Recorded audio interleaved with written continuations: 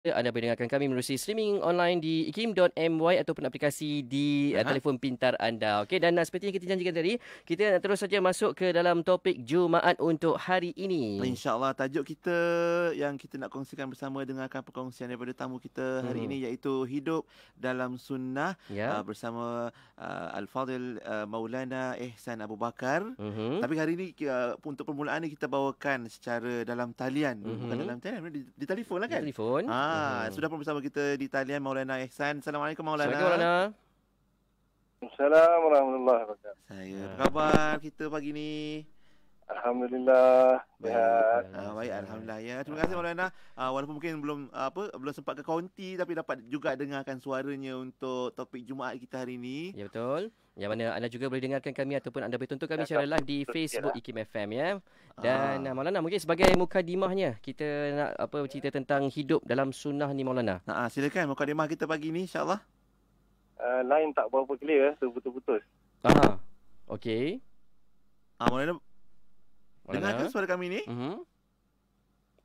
Line tak berapa clear, terputus-putus. Saya tak dapat dengar suara. Oh, Ya ke? okey. Subhanallah. Ah. Macam mana tu agaknya?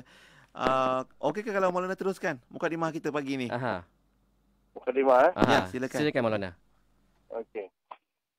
Assalamualaikum warahmatullahi wabarakatuh untuk DJ kita yang disayangi dan juga para pendengar IKIM FM. Bismillahirrahmanirrahim. Nahmaduhu wa nasalli wa nusallim ala rasulil karim, amma ba'd. Alhamdulillah, syukur kita kepada Allah Subhanahu Wa Taala kerana masih lagi diberi peluang untuk kita dalam rancangan kita hari ini, iaitu topik Jumaat. Walaupun semaya untuk sampai lagi sebenarnya dalam talian je, dalam jemput. Jadi sebenarnya tajuk yang diberikan tu iaitu sunnah kehidupan. Jadi sebelum saya huraikan tu, yang pertama sekali kita kena memahami dulu lafaz ataupun perkataan sunnah itu. Jadi sunnah ni adalah perkataan bahasa Arab daripada perkataan yang dicetak daripada sanna yasunnu sunnatun. Jadi sunnah itu adalah masdar ataupun kata asal lah yang berbahasa Arab. Jadi kalau menurut pengertian secara bahasa, secara lugawi atau secara bahasa, sunnah itu bermaksud cara. Sunnah bermaksud jalan. Sunnah bermaksud method. Itu makna sunnah secara bahasa. Kemudian adapun sunnah menurut istilah, maka dia berbeza mengikut bidang-bidang ilmu. Menurut ulama hadis, menurut muhaddisin ataupun ulama hadis, sunnah itu bermaksud ma udhifa ila Nabi sallallahu alaihi wasallam min aqwalin wa af'alin wa iqrarin wa ahwalin wa sifatin wa ila akhirih. Sunnah itu ialah apa-apa yang disandarkan kepada Nabi sallallahu alaihi wasallam daripada perkataan-perkataan beliau, perbuatan-perbuatan beliau, penetapan-penetapan beliau, keadaan-keadaan beliau, sifat-sifat beliau dan seterusnya. Itu sunnah menurut ahli hadis ataupun muhaddisin. Jadi kita dapat tahu di sini bahawa segala apa yang berkaitan dengan Nabi itu dianggap sunnah. Contohnya Nabi pergi Isra' Mi'raj kan. Peristiwa Nabi pergi Isra' dan Mi'raj itu pun sunnah. Kerana itu perkara itu berlaku, perbuatan Nabi. Berlaku pada Nabi, maka itu dianggap sunnah. Kemudian Nabi kahwin lebih berempat, maka itu pun dianggap sunnah. Sebab kisah tentang Nabi, kehidupan Nabi. Dan juga segala perwatakan Nabi, rupa Nabi macam mana, janggut Nabi macam mana, pakaian Nabi macam mana, itu pun sunnah. Apa saja yang berkaitan dengan Nabi itu dia panggil sunnah. Kemudian yang kedua, sunnah menurut ulama usul. Menurut ulama usuliyin ataupun ulama usul fiqh. Menurut ulama usul, antara at-tariqatu al-mahmudatu al-maslukatu fid-din, iaitu satu jalan, satu tariqah atau satu jalan yang terpuji, yang ditumpuhi di dalam agama.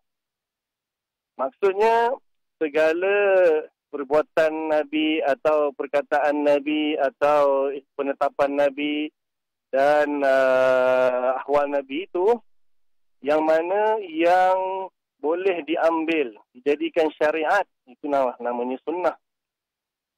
Seperti contohnya kalau Isra dan Mi'raj seperti yang saya sebutkan tadi, maka itu kita tidak boleh dikatakan sebagai sunnah untuk kita amalkan dalam kehidupan. Atau Nabi kahwin lebih berempat. Jadi kita tak boleh anggap itu satu sunnah yang kita boleh amalkan dalam kehidupan kita. Maka dipilih daripada sunnah yang ditakrifkan, didefinisikan oleh muhaddisin tadi, diambil yang mana yang boleh dijadikan syariat untuk kita sebagai umat, itulah yang dikatakan sunnah menurut ulama usul. Maka di sini perkara-perkara yang khusus untuk Nabi seperti kahwin lebih berempat, pergi Mi'raj, puasa wisal, turut-turut sampai tak iftar dan tak buka puasa dan tak makan sahur itu selama 3 hari turut-turut, misalnya dipanggil puasa wisal, itu tidak boleh kita amalkan. Tidak boleh kita jadikan sunnah dalam kehidupan kita. Jadi hanya perkara-perkara yang disyariatkan untuk umat saja dianggap sunnah menurut umat usul. Maka di sini sunnah termasuklah hukum-hukum yang 5 tersebut dipanggil hukum taklifi. Menurut ulama fiqh dipanggil hukum taklifi, iaitu perkara yang wajib, yang sunat, yang harus, yang makruh dan yang haram. Itu semuanya sunnah. Itu pengertian sunnah menurut ulama usul. Kemudian yang ketiga, menurut ulama fiqh ataupun fuqaha. Menurut ulama fiqh ataupun fuqaha, sunnah itu adalah salah satu daripada 5 hukum taklifi yang bermakna suatu tuntutan daripada syariat ataupun pembuat syariat ataupun Allah Subhanahu Wa Taala lah kepada hamba-hambanya dengan tuntutan yang tidak mesti. Satu tuntutan tetapi tidak mesti. Kalau tuntutan yang mesti itu maknanya wajib. Tapi ini tuntutan tapi tidak mesti. Maka dia dipanggil sunnah juga. Maka dia punya natijah dia, kesan dia yusabu ala fi'ali wala yu'aqabu fi tarkihi, diberi pahala ketika mengerjakannya tetapi tidak diseksa ketika meninggalkannya. Itu sunnah menurut ulama fuqaha atau ulama fiqh. Boleh saya berhenti sebentar sekarang ni? Okey Maulana, itu menarik pengertian sunnah untuk kita fahami sebagai mukadimah kita. Kejap lagi kita akan sambung Maulana, insya-Allah, berkaitan apa yang perlu kita fahami bila kita sebut pula tentang sunnah, hidup dalam sunnah dan sunnah dalam kehidupan ni macam mana untuk kita amalkan. Sebentar lagi bersama Maulana Ehsan Abu Bakar. Dan kalau sahabat-sahabat ada soalan juga boleh ajukan ke WhatsApp kita 0112900404. Baik Maulana dan sahabat sekalian, kita berehat kejap ya. Kita akan kembali sebentar lagi insya-Allah. Terus setia bersama kami hanya di Warna Pagi. IKIM, Inspirasi Euforia Islami. Bismillah.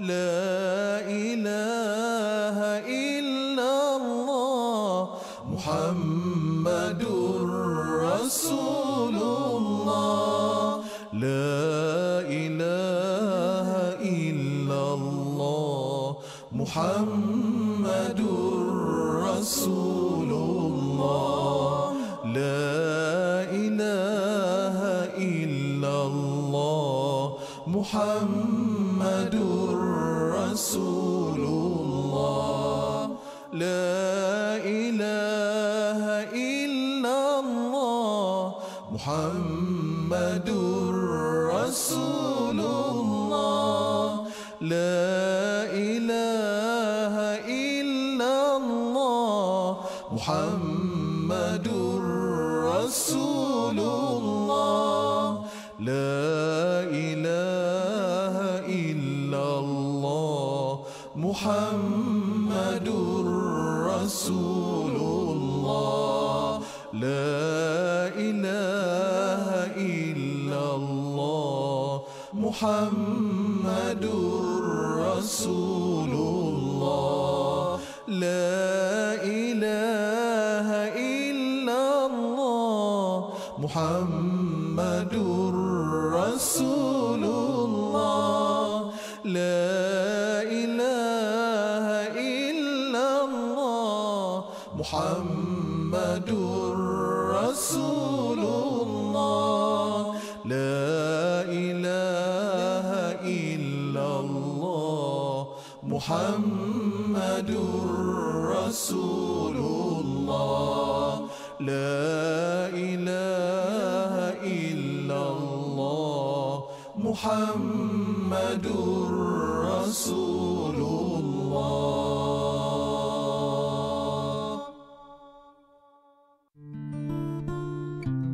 Pensel makin lama kita guna makin pendek. Begitulah juga dengan umur kita. Makin lama umur kita makin pendek. Dan pensel, apabila kita menggunakan pensel untuk menulis sesuatu kebaikan, orang yang membacanya akan rasa bahagia, akan rasa gembira. Dan pensel apabila digunakan untuk menulis sesuatu keburukan, orang yang membacanya akan tercedera emosinya. Dan pensel, apabila pensel makin pendek, apa yang perlu kita lakukan? Kita perlu asah pensel itu. Perbuatan mengasah pensel ini adalah sesuatu yang menyakitkan, yang memerikkan, tersiat kulit pensel itu. Begitu jugalah dalam kehidupan kita. Ada pahit, ada getir, ada ujian dalam kehidupan kita. Apabila pensel itu kembali tajam, pensel ini akan teruskan tanggungjawabnya untuk menulis kebaikan. Dan begitulah kehidupan kita. Setelah kita melalui pelbagai jenis ujian, kita terus menjadi insan yang bermanfaat. Seperti mana Nabi kata, khairun nas.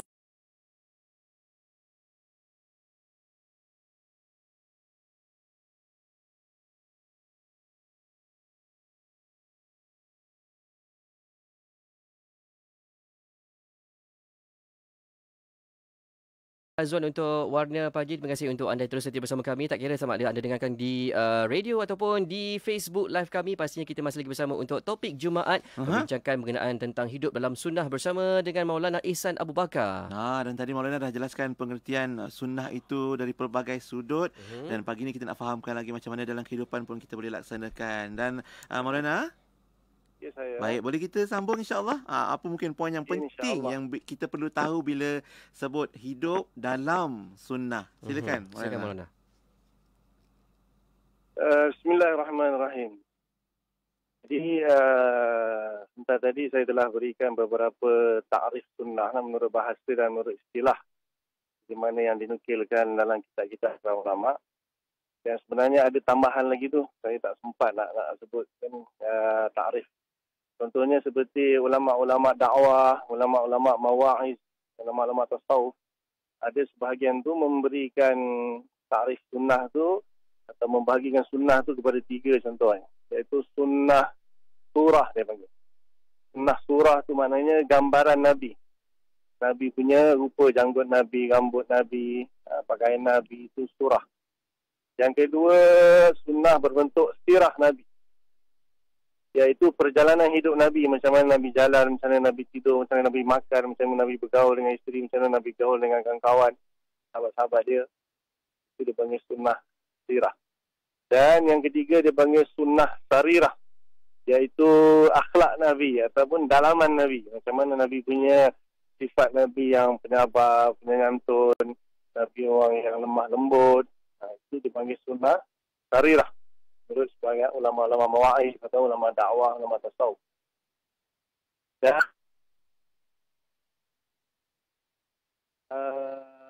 yang mana lawan dia adalah bid'ah.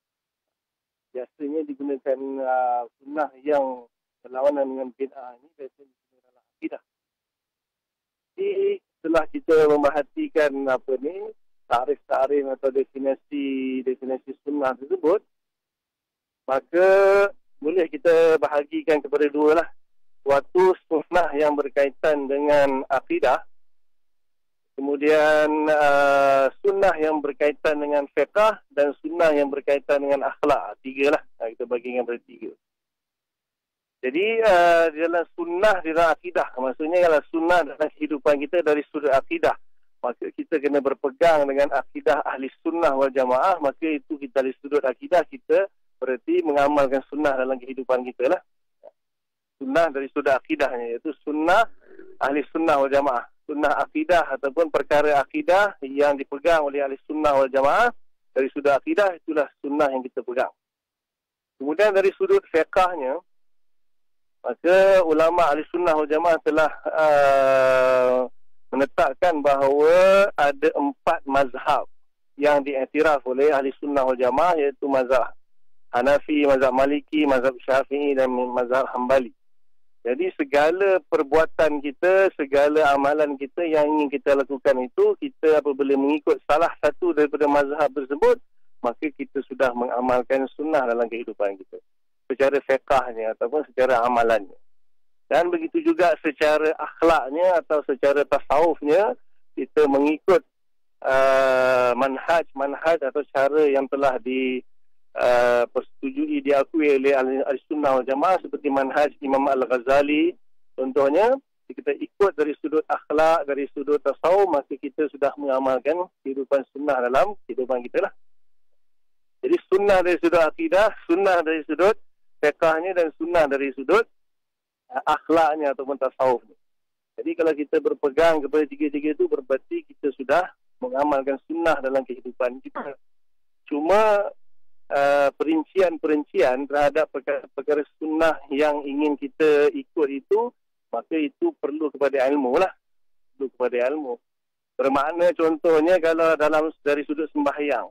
Kalau secara umumnya, sunnah yang bermaksud secara umumnya kita sembahyang fardu 5 waktu, maka itu pun berarti kita sudah mengamalkan sunnah dalam kehidupan kita. Dia bukan hanya terbatas kepada kita banyakkan sembahyang sunat, berarti kita mengamalkan sunnah dalam kehidupan. Nah, itu makna yang khusus lah.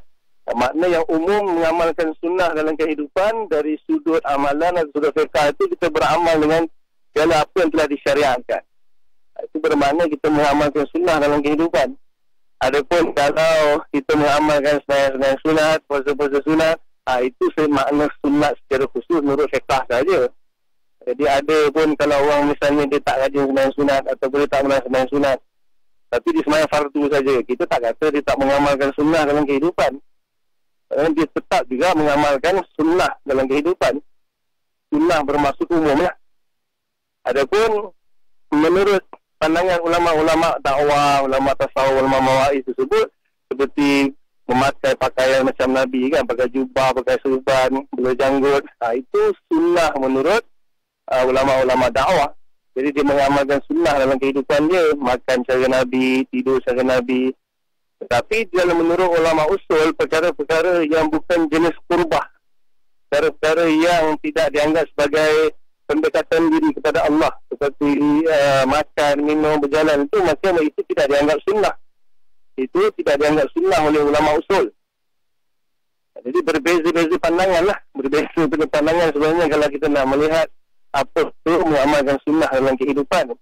Cuma kalau kita ambil secara umum, barang siapa yang mengamalkan syariat dalam kehidupan dia, berarti dia sudah mengamalkan sunnah dalam kehidupan dia. Wallahualam. Baik. Terima kasih Maulana untuk sedikit perkongsian. Masya Allah, maknanya banyak benda tentang sunnah ni saja yang perlu kita ketahui dan kena bezakan ya, Maulana. Macam mana pula ada kita yang berpandangan yang selalu disebut amalan sunnah ini dia top up ataupun mungkin melengkapkan atau menampal kelompongan daripada amal-amal wajib yang kita kurang tu, Maulana. Macam mana status sunnah dalam kehidupan tu? Okey, kalau kenyataan seperti itu, sebenarnya dia merujuk kepada sunnah menurut ulama fiqh. Iaitu perkara-perkara yang disunatkan. Perkara-perkara yang disunatkan, contohnya seperti sembahyang sunat. Jadi sekiranya kita ada kekurangan saya sampai kat guard Okey. kita ada kekurangan di amalan fardu kita. Maka sembahyang sunat kita akan menampung segala kekurangan yang ada dalam sembahyang fardu kita. Kalau kita memperbanyakkan puasa sunat, maka puasa sunat kita akan menampung kekurangan di dalam amalan puasa fardu kita. Itu maksudnya sunnah di sini sunnah menurut fiqh lah. Dari sudut fiqh lah, ada sikit amalan ibadah-ibadah kita tu lah ya. Maulana, berehat kejap, kita nak berehat kejap lagi kita akan kembali untuk sambung lagi. Mungkin ada soalan-soalan daripada sahabat-sahabat kita pun kita akan tanyakan pada Maulana. Ya Maulana? Ya. Boleh, baik, insyaAllah. Khair. Dan kita nak berehat seketika. Sahabat-sahabat sekalian boleh terus ajukan soalan. InsyaAllah sebentar lagi Maulana Ehsan Abu Bakar akan menyambung topik Jumaat. Tajuknya hidup dalam sunnah. Ya betul. Dan untuk anda semua terus ajukan soalan ke WhatsApp kami 0112900404. Juga yang tengah tonton kami secara live di Facebook pun boleh ajukan soalan di sana. Dan jangan lupa untuk sharekan video ini ya. Ya, insyaAllah. Berehat seketika terus dengan Warna Pagi IKIM Inspirasi Islami. Allahumma salli ala Muhammad tibbil qulubi wa dawaiha wa afiyatil abdani wa shifaiha wa nuril absari wa diyaiha. Allahumma salli ala Muhammad tibbil qulubi wa dawaiha وعافية الأبدان وشفائها ونور الأبصار وضيائها. اللهم صل على محمد طب القلوب ودوائها وعافية الأبدان وشفائها ونور الأبصار وضيائها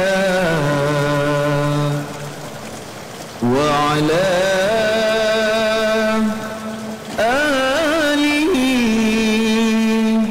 وصحبه وبارك وسلم. Ya Allah, berilah rahmat ke atas penghulu kami Nabi Muhammad sallallahu alaihi wasallam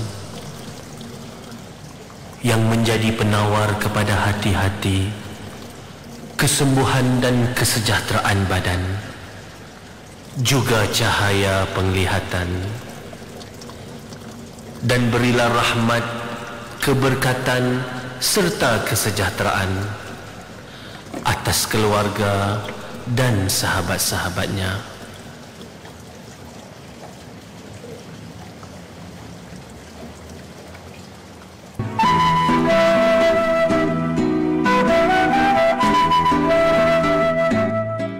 Apa tanda benang penenun? Bila dilapis, tidak akan putus.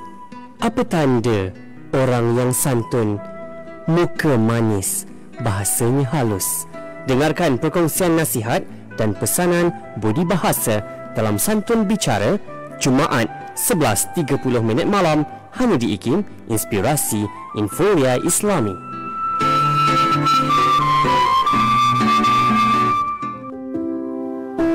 Dalam tamadun manusia dahulu sekarang ada berbagai-bagai sektor, dan berdasarkan sektor-sektor ini kita faham tentang susun lapisan masyarakat, tahap pembangunan sesebuah masyarakat itu. Sektor pendidikan, sektor militeri, politik, budaya dan sektor ekonomi. Apabila suatu masyarakat itu membangun, pembangunan harus sama-sama, penyamarataan antara sektor-sektor itu. Tak boleh ada keadaan di mana budayanya tinggi tetapi rata-rata masyarakat miskin tegar pula. Jadi dalam budaya pembangunan kita kena pastikan tidak ada miskin tegar dan ada penyamarataan kekayaan dalam masyarakat. Untuk itu kita perlu faham falsafah ekonomi. Kekayaan itu perlu dikongsi bersama dan kita perlu ada celak akal tentang pembinaan kekayaan dan perluasan pendapatan setiap orang.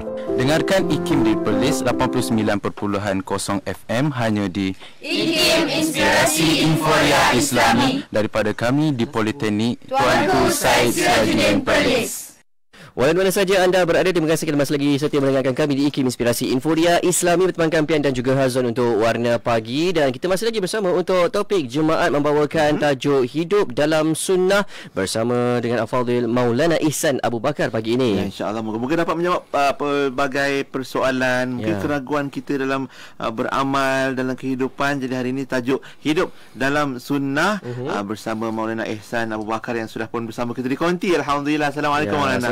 Assalamualaikum warahmatullahi wabarakatuh. Sahlan. Dapat juga kita bersama di konti dan juga dapat kita bawakan di Facebook Live. Tadi dah ada pun, kita dah mula dari awal pun Facebook Live kita. Hari ini ada wajah Maulana di konti. Alhamdulillah. Mari kita sambung. Tadi kita sebut tadi tentang macam mana kalau dalam fiqh itu ataupun dalam ibadah kita, amalan sunat. Kan orang kita kan dia istilah-istilah ni kadang-kadang dia memeningkan kepala juga Maulana. Dia confused, jadi keliru jadinya. Jadi Maulana pun dah sebutkan tentang macam mana amalan sunat yang menampung amalan-amalan wajib. Dan macam mana pula kalau kita boleh lebih faham lagi tentang hidup dalam sunnah ni Maulana? Silakan. Bismillahirrahmanirrahim. Kalau kita melihat hadis-hadis Nabi, contoh Nabi mengatakan alaikum bisunnati wa sunnati khulafair rasyidin al-mahdiyyin. Addu 'alaiha bin nawajid. Hendaklah kamu berpegang dengan sunnahku dan sunnah khulafa rasyidin yang diberi petunjuk, dan gigitlah dengan gigi geraham, maksudnya pegang sungguh-sungguh. Atau dalam hadis yang lain Nabi kata man ahya sunnati faqad ahabbani wa man ahabbani kana ma'i fil jannah. Barang siapa yang menghidupkan sunnahku, maka sungguh dia telah mencintai aku, dan barang siapa yang mencintai aku, dia akan bersama denganku dalam syurga. Dan banyak lagi lah lafaz-lafaz sunnah yang warid dalam hadis. Jadi di sini kalau kita tidak betul-betul memahami makna sunnah tersebut, maksudnya kita tidak ada ilmu yang mendalam mengenai makna sunnah, maka mungkin kita akan memahami sunnah itu secara bahasa mungkin, atau secara fiqh mungkin, atau secara adat mungkin. Contohnya masuk adat kita orang Melayu kan, dah sunat belum? Anak kau dah sunat belum? Istilahnya itu juga. Jadi macam mana boleh perkataan sunat itu yang asalnya sebenarnya dimaksudkan itu adalah perbuatan khitan kan? Tetapi maka di sini sebenarnya tadi saya tak sempat nak terangkan, ada sikit mukadimah lah sebelum tu. Maknanya setiap lafaz di dalam ilmu, setiap lafaz itu dilihat dari 3 sudut.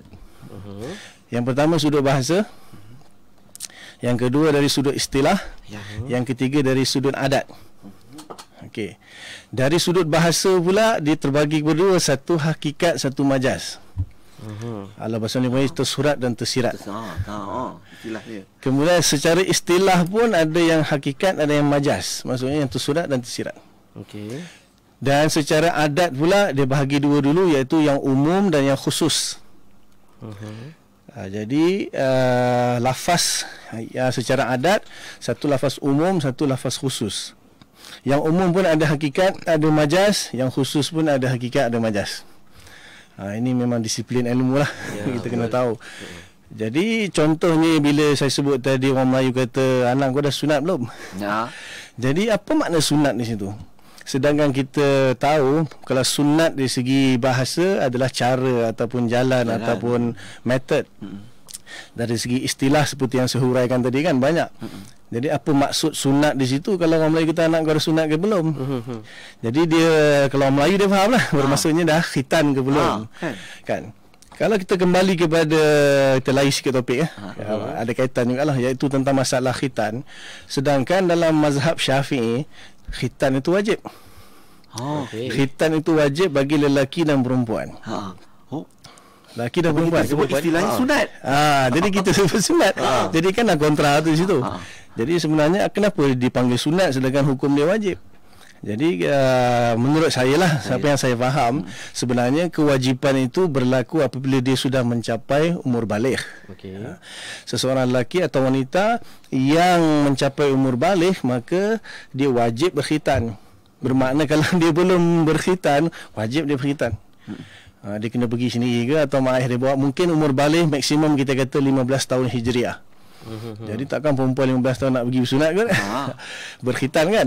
Malulah masa tu. Jadi disunatkan berkhitan sebelum umur baligh. Jadi perbuatan berkhitan sebelum umur baligh itu hukum dia sunat. Sebab itulah dipanggil sunat. Padahal hukum dia wajib, tapi kewajipan tu jatuh bila seseorang tu sampai umur baligh. Jadi bila dipanggil, orang Melayu panggil dah sunat ke belum, maksudnya sudah melakukan perbuatan yang disunatkan, iaitu berkhitan sebelum umur baligh. Masya-Allah. Itu maksudnya. Dalam betul. Dia tu sampai jadi istilah orang kita sebutkan benda itu dipanggil lafaz secara adat khusus. Lafaz secara adat khusus dan dia adalah majaz. Tadi kan kita dah bagi tiga kan, satu secara bahasa, secara istilah, secara adat. Maka sunat tadi dah sunat ke belum orang Melayu tu mana adat, secara adat, dan adat tadi kan bagi dua, satu umum, satu khusus. Maka di sini khususlah, khusus untuk orang Melayu saja. Kalau orang luar misalnya kan, orang Indonesia atau Malaysia, orang Bangladesh datang, kalau kita sunat, dia tak faham, dia ingatkan sembahyang sunat, puasa sunat. Dia takkan fahamnya. Ikut adat lah kan. Adat khusus orang Melayu. Dan itu pun kita kata bukan hakikat tapi majaz. Pasal apa? Asalnya dah sunat itu bukan tanya dah sunat ke belum, dah berkhitan ke belum. Jadi hakikat maksud dia sebenarnya berkhitan, tapi digunakan lafaz sunat itu berarti majaz ataupun yang tersirat. Belum lagi cerita orang tanya dah masuk jawi ke belum dah.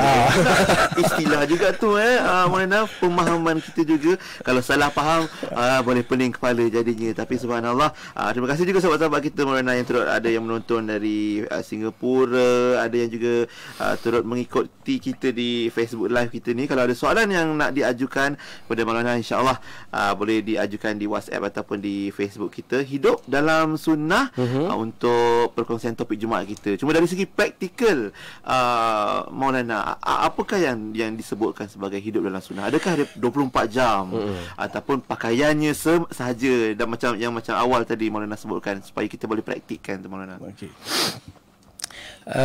Apabila seseorang itu dia dikatakan mengamalkan sunnah dalam kehidupan dia, makna kalaulah menurut ulama usul itu, dia akan ada pandangan yang berbeza. Sebab takrif tadi berbeza, definisi berbeza, maka setiap ulama dalam setiap bidang itu dia akan memandang seseorang tu dengan pandangan dia lah. Jadi mungkin ada setengah orang ulama tu dia memandang bila orang tu contohnya pakai seluar jeans, pakai t-shirt, dia kata itu tak ikut sunnah tu. So menurut dia berpakaian, sunnah dalam berpakaian itu ialah memakai jubah. Menurut dia. Jadi di mana itu tak sunnah tu. Kemudian ada orang makan pakai sudu, pakai garpu, dia kata tak ikut sunnah tu. Tapi dia pakai jubah. Dia pakai jubah. Maknanya dalam pakaian dia sunnah, dalam makan tak sunnah. Tapi kalau menurut ulama usul, maka selagi dia menjalankan syariat Allah, berarti dia sembahyang 5 waktu, puasa Ramadan, dia buat segala perkara yang disyariatkan, maka dia sudah menjalani kehidupan dia ikut sunnah. Sebab menurut ulama usul, apa yang disyariatkan itulah sunnah. Maka termasuklah wajib, sunat, harus, maka dia menjauhi yang makruh dan haram, maka dia sudah menjalani kehidupan dia ikut sunnah.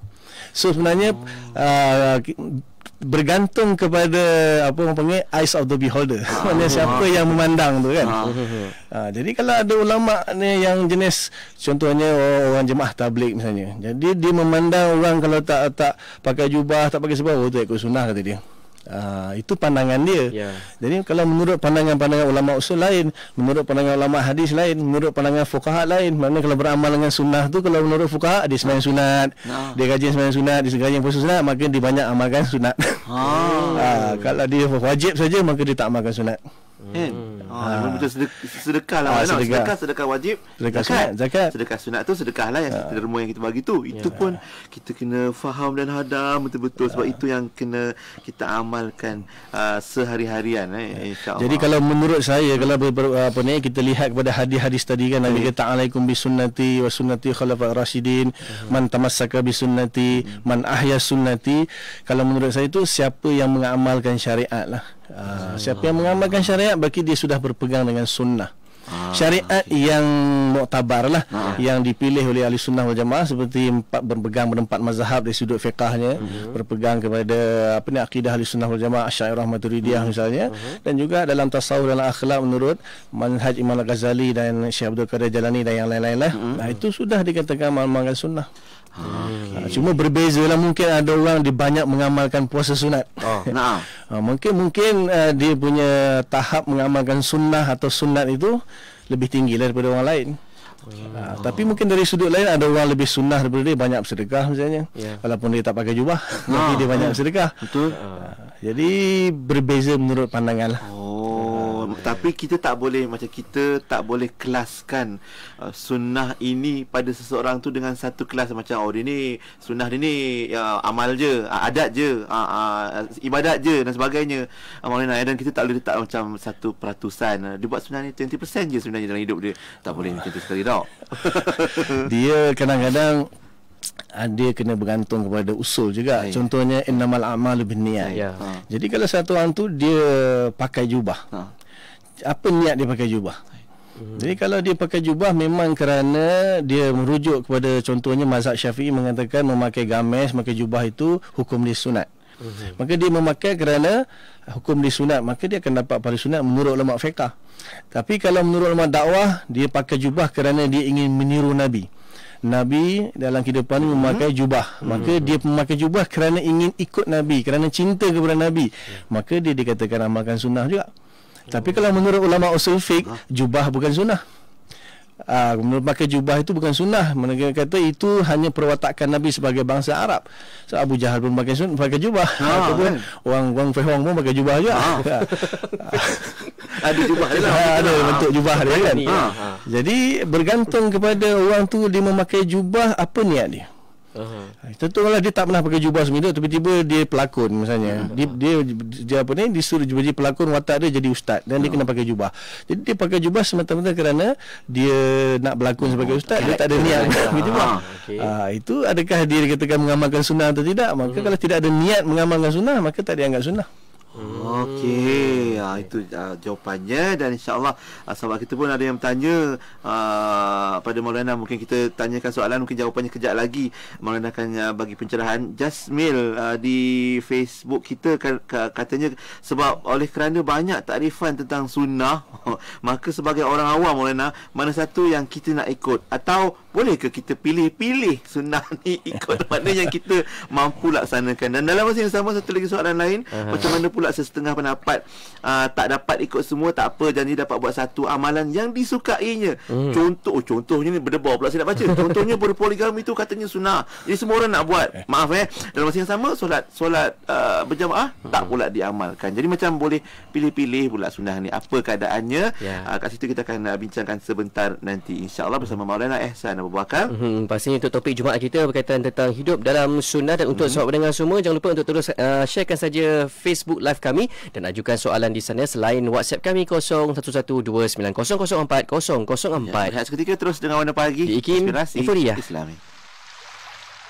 Sallallahu ala Muhammad, sallallahu alaihi wasallam, sallallahu ala Muhammad, sallallahu alaihi wasallam, sallallahu ala Muhammad, sallallahu alaihi wasallam, sallallahu ala Muhammad, sallallahu alaihi wasallam, sallallahu ala Muhammad, sallallahu alaihi wasallam, sallallahu ala Muhammad, sallallahu alaihi wasallam,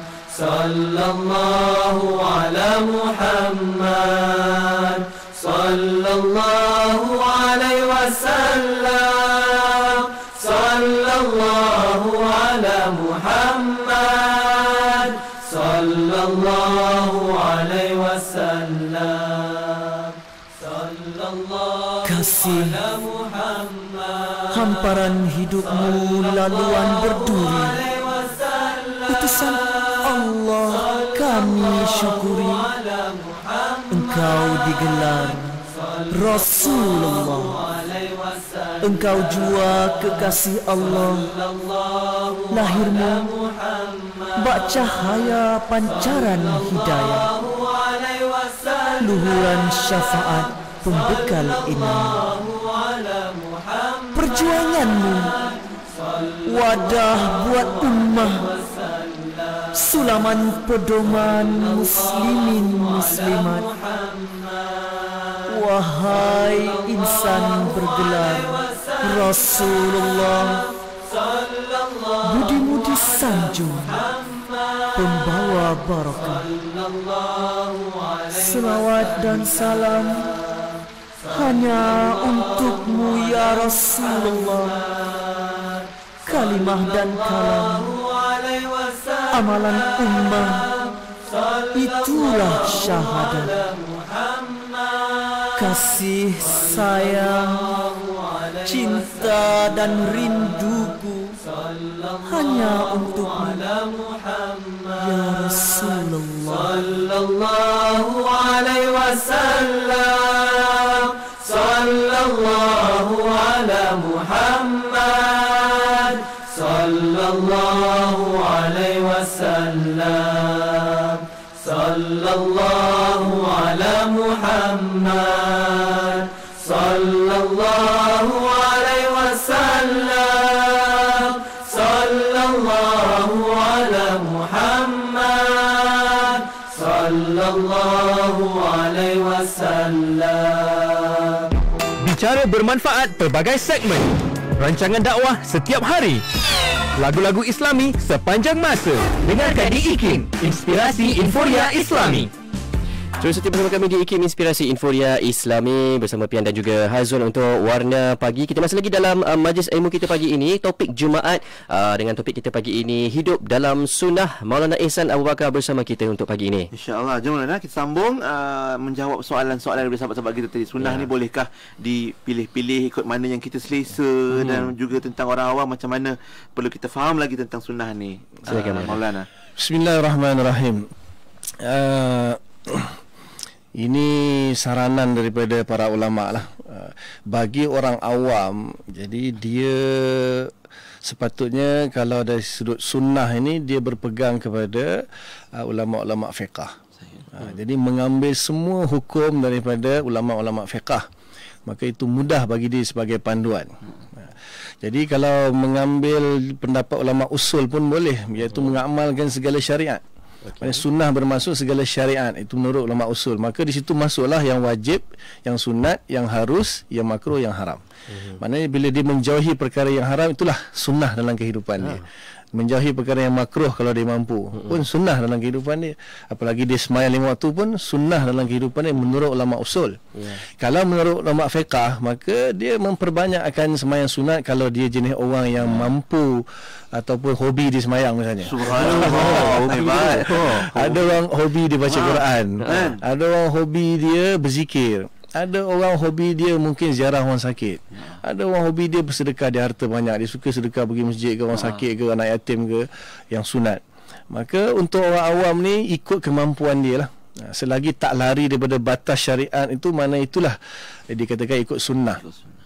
Cuma kalau secara usul, ulama usul, semua yang 5 tadi lah, wajib, sunat, harus, makruh dan haram, dia amalkan dalam kehidupan dia, maka dia kata mengamalkan sunnah. Atau dia nak khusus lagi, iaitu ulama fiqah, maknanya diperbanyakkan amalan-amalan yang dihukumi sunat oleh ulama fiqah. Sembahyang sunat, puasa sunat, sedekah sunat, apa sajalah amalan-amalan yang dihukumi sunat. Maka di sini dia kena belajar ilmu lah, dia kena tahu. Kemudian dia lihat kepada kemampuan diri dia. Kalau orang yang harta banyak, maka mungkin dia boleh buat sunnah bersedekah. Kan, selain daripada buat sedekah yang wajib seperti zakat, maka dia boleh buat sunnah sedekah sana sedekah sini. Tapi kalau orang tak ada harta, orang miskin, susah kan nak sedekah. Maka mungkin dia senyum, kalau senyum bersedekah. Jadi dia boleh amalkan sunnah senyum. Atau dia sembahyang sunat, atau tak mampu dia baca Quran, atau tak dia zikir, atau apa sajalah amalan-amalan yang dihukumi sunat oleh ulama fiqah, dia cuba amalkan ikut kemampuan dia. Itu bagi orang awam lah. InsyaAllah bolehlah kita laksanakan. Ada pun poligami tadi ya? Betul. Poligami tadi benda itu dibahas dalam fiqh. Jadi siapa yang boleh melakukan sunnah poligami, mana hukum sunnah berpoligami itu adakah jatuh ataupun boleh dinisbahkan kepada semua orang? Tidak. Sebab dalam mazhab Syafi'i, nikah itu sendiri hukum dia harus, bukan sunat. Ini dalam mazhab Syafi'i ya. Adapun dia menjadi sunat, dipanggil sunat li ghairihi. Sunat disebabkan faktor-faktor yang lain, dia boleh bawa jadi sunnah. Dan sebenarnya hukum kahwin itu sendiri boleh pecah kepada 5 hukum. Ada kahwin yang wajib. Orang dia wajib kahwin. Contohnya dia mampu, ada kemampuan untuk dari segi kewangan untuk menyediakan segala keperluan bagi isteri, dan dalam masa yang sama dia tak mampu mengawal syahwat dia. Maka dia wajib kahwin. Supaya dia dapat melampiaskan syahwat, dia wajib kahwin. Dan kalau dia mampu juga, dia boleh lagi kahwin 1 atau 2 atau 3 ikut kemampuan. Ada syarat-syarat. Kita pun di sini yang beragama itu akan panggil dulu kalau orang tu nak berpoligami kan, dia tengok dia ni mampu tak mampu. Sebab kalau tak dikawal benda tu, nanti kahwin 10 pun jadi kacau nanti. Jadi kalau dia tak mampu, tak ada harta yang cukup, bahkan sampai taraf haram kahwin pun ada. Haram untuk dia berkahwin. Dalam fiqh begitu. Contohnya dia langsung tak mampu untuk memberi nafkah, jadi dia tak boleh kahwin. Dia kena cari jalan lain untuk mengawal nafsu dia, misalnya berpuasa. Sebab dia tak boleh kahwin, hukum dia haram dia kahwin kalau dia tak mampu. Jadi sunnah berpoligami ni bagi orang yang mampu, yang boleh menegakkan keadilan dalam kehidupan dia, barulah dikatakan sunnah berpoligami. Bukan pukul rata semua orang. Ikut individu juga. Okey, insyaAllah. Dan Maulana ada juga soalan. Sebab kita ni bila kita sebut tentang sunnah, awal tadi pun Maulana ada sebutkan tentang bid'ah. Sebab kita di WhatsApp bertanya, mungkin boleh dijelaskan dengan lanjut kenapa bid'ah ni dilarang, dan mungkin ada yang dilarang, dibolehkan dan sebagainya, Maulana, untuk kita faham. Bismillahirrahmanirrahim. Pembahasan tentang sunnah dan bid'ah ni, mana sunnah dari sudut yang lawannya adalah bid'ah tu agak panjang. Saya cuba ringkaskanlah, insya-Allah. Ada sebuah hadis Nabi yang masyhur riwayat Abu Dawud, Tirmizi, mengatakan, wa iyyakum muhdatsatil umur. Takutlah kamu perkara-perkara yang baru. Li'anna kullu muhdatsatin bid'ah. Kerana setiap perkara yang baru itu bid'ah. Wa kullu bid'atin dalalah. Setiap benda yang bid'ah itu adalah sesat. Wa kullu dalalatin finnar. Setiap yang sesat akan masuk neraka. Jadi secara umumnya hadis ini menunjukkan segala perkara-perkara yang baru. Maksudnya perkara-perkara yang baru dalam syariat Islam. Jadi maksud bid'ah itu dari segi bahasa, selalulah tentulah kalau ulama dia akan bahas dulu secara bahasa. Bid'ah dari segi perkara yang baru. Macam Allah tu kan Al-Badi'. Sebab Allah Ta'ala menciptakan alam semesta ni tanpa contoh sebelumnya. Benda yang Allah cipta tanpa contoh sebelumnya itu dipanggil Al-Badi'. Tapi dari sudut istilahnya, bid'ah ni sesuatu amalan yang tidak dilakukan oleh Rasulullah sallallahu alaihi wasallam dan menyalahi syariat Islam. Adapun perkara-perkara yang tidak dilakukan oleh Rasulullah tetapi tidak menyalahi syariat, maka tidak dianggap bid'ah. Contoh, Imam Syafi'i radhiyallahu anhu mengambil pemahaman bid'ah ataupun membahagikan bid'ah itu kepada dua, satu bid'ah mahmudah, yang kedua bid'ah mazmumah. Bid'ah yang terpuji dan bid'ah yang tercela. Dia istidlal atau istimbat daripada perkataan Sayyidina Umar ketika Sayyidina Umar radhiyallahu anhu jadi khalifah. Dia telah mengumpulkan sahabat-sahabat untuk melakukan sembahyang tarawih sebanyak 20 rakaat oleh satu imam setiap malam. Dan setelah selesai pelaksanaan, dia kata ni'matil bid'atu hadhihi. Sebaik-baik bid'ah adalah ini.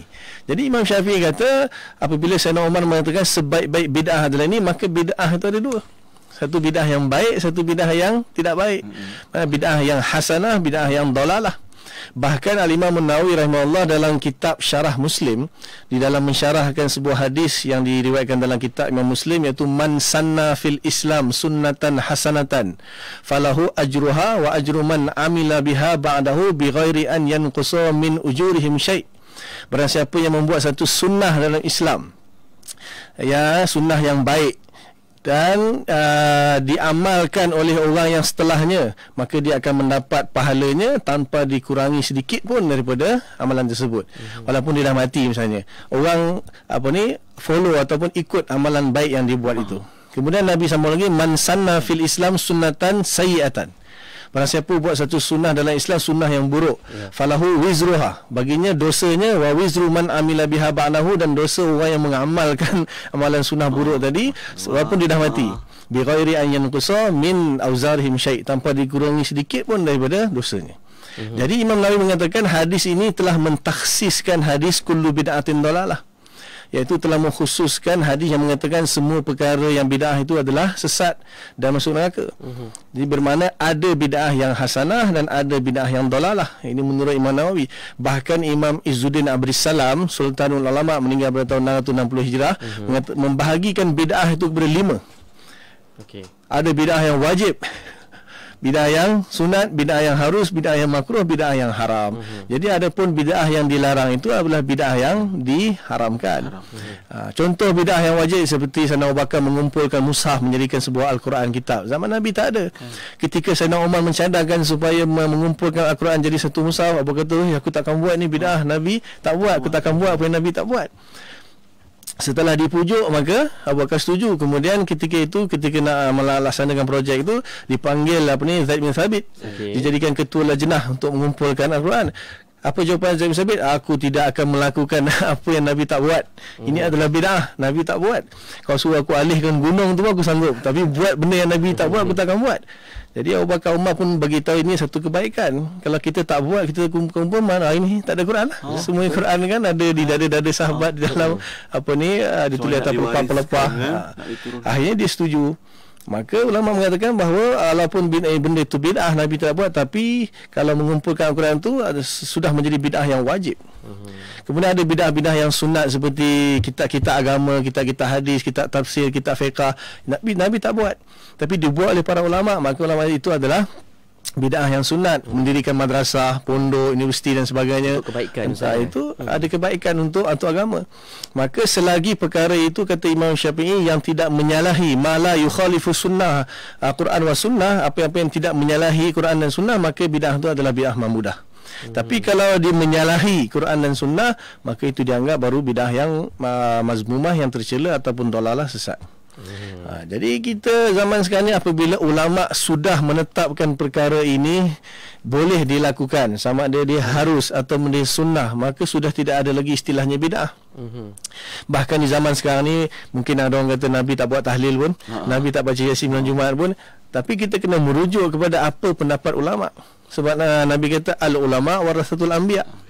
Ulama itu pewaris para nabi. Ulama sudah menghukumi perkara ni boleh ke tak boleh buat. Bahkan kita di negara kita ni, hampir seluruh negeri, setiap negeri itu dia ada dia punya mufti dia, daripada jawatan fatwa dia kan, telah memfatwakan bahawa amalan-amalan yang dibuat oleh masyarakat Melayu di Malaysia ni, walaupun tidak diamalkan oleh Nabi, tetapi ada dia punya sumber dia.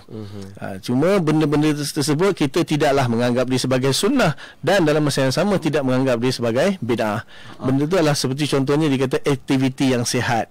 Tapi ada pun seperti perbuatan membaca Yasin itu memanglah sunnah, membaca surah Yasin.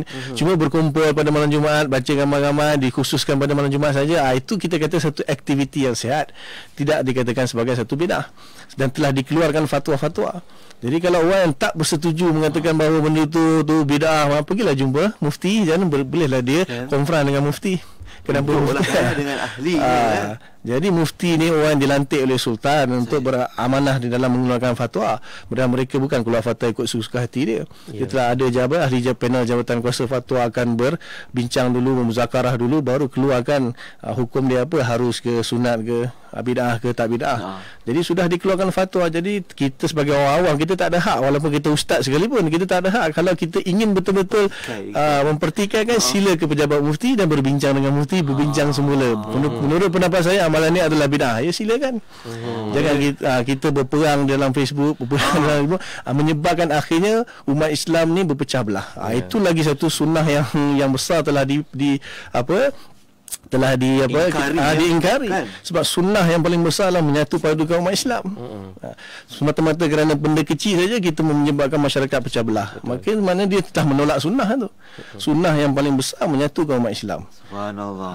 Wallahu a'lam. Besar kali menjawab isu bid'ah tadi tu kita faham walaupun dalam singkat masa, tapi Maulana dapat jelaskan dengan baik insya-Allah untuk kita fahami bersama. Maulana, kita nak berehat kejap. Mungkin kejap lagi kita akan kembali dengan sedikit kesimpulan untuk topik Jumaat kita hari ini, tajuk hidup dalam sunnah, dan insya-Allah jangan ke mana-mana, terus bersama kami di Warna Pagi, Inspirasi Islami.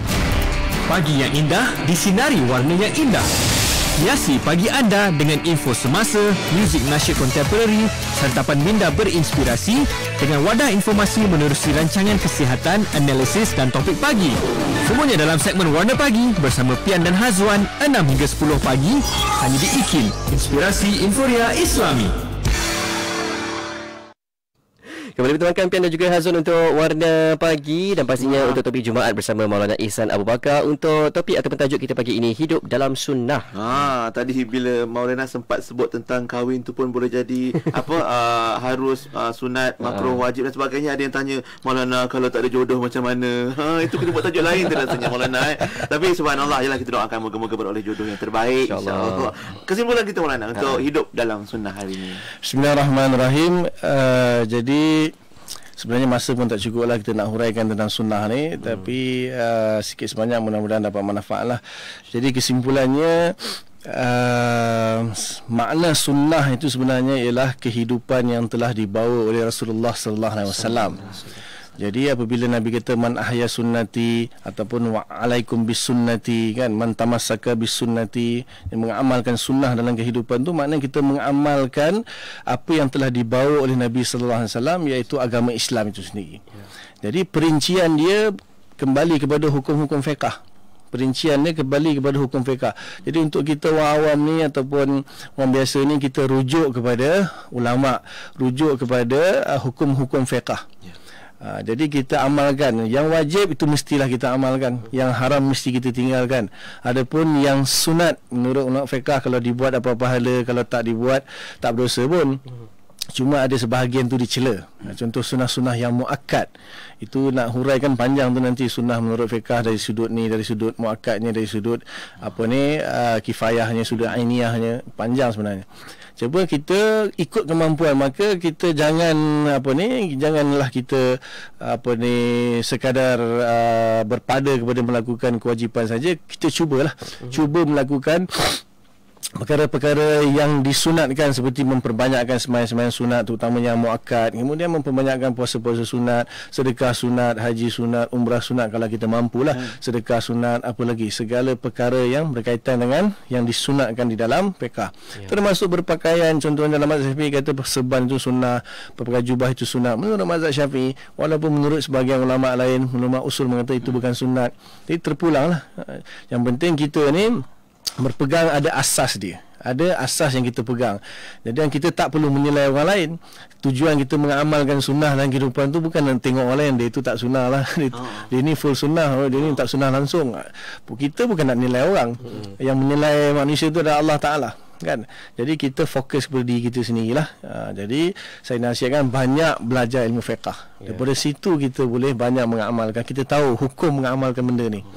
Dan dia boleh jadi benda tu boleh berubah. Contohnya kita panggil sunnah li zatihi, sunnah li ghairihi.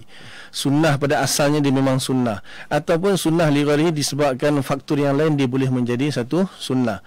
Contohnya Nabi makan begini cara duduknya. Jadi kalau kita ikut itu memang kerana cinta kepada Nabi dan buat tu kerana nak ikut kepada Nabi, dia boleh dapat jadi sunnah li ghairihi, dapat pahala kerana ittiba' dengan mahabbah itu. Jadi kita tak boleh orang kata itu bukan sunnah, itu bukan sunnah ni adalah benda syariat saja, benda tu bukan sunnah. Itu menurut pandangan masing-masing lah. Jangan kita menilai orang lain, bangkang orang lain. Kita berpegang setakat mana ilmu yang kita ada, kita pegang. Maka ilmu lah kunci dia. Kena ada ilmu lah, kena belajar lah. Yang penting luas sangat sebenarnya pengertian dan amalan sunnah ini sendiri. Maulana ya. Sebab kita pun katanya sebenarnya tak ada alasan untuk kita tak buat lah. Dan yang penting jangan Maulana sebut tadi, jangan kita merendah-rendahkan, meremeh-remehkan orang juga yang melaksanakan sunnah ini, insya-Allah. Baik, itu hari ini terima kasih banyak Maulana atas kesempatan dalam kereta pun sempat dan dalam konti pun alhamdulillah sempat juga kita bawakan topik Jumaat kita hari ini. Berkaitan tentang hidup dalam sunnah bersama dengan Maulana Ihsan Abu Bakar. Dan untuk pagi ini terima kasih banyak Maulana. Sama-sama, dan saya lupa nak mohon maaf mohon maaf kepada DJ dan juga pendengar kalau ada salah silap lah kata-kata yang mungkin menyinggung perasaan. Jadi saya mohon maaf banyak-banyak. Dan selamat mendengar insya-Allah. Insya-Allah. Jumpa lagi Maulana insya-Allah. Assalamualaikum. Waalaikumsalam warahmatullahi wabarakatuh. Alhamdulillah, itu dia perkongsian topik Jumaat kita hari ini. Ulangan kita hari Ahad jam 7 pagi, 6 pagi maaf saya, lepas subuh lah. Dan juga insya-Allah boleh dengarkan juga di podcast.ikim.my untuk sebarang siaran ulangan, termasuk juga di Facebook IKIM FM. Tonton video kita hari ini. Ya benar. Kita berehat seketika, kembali kita selepas ini bersama untuk hebahan berkaitan tentang Melaka Edu Run to 2020 bersama dengan wakil dari Kolej Antarabangsa Sains dan Teknologi. Melaka orang Melaka dah sampai. Kejap lagi kita akan bawakan hebahannya insya-Allah. Jadi jangan ke mana-mana, dengarkan dulu dan hayati The Chosen One oleh Mahir Zain di Warna Pagi, Inspirasi.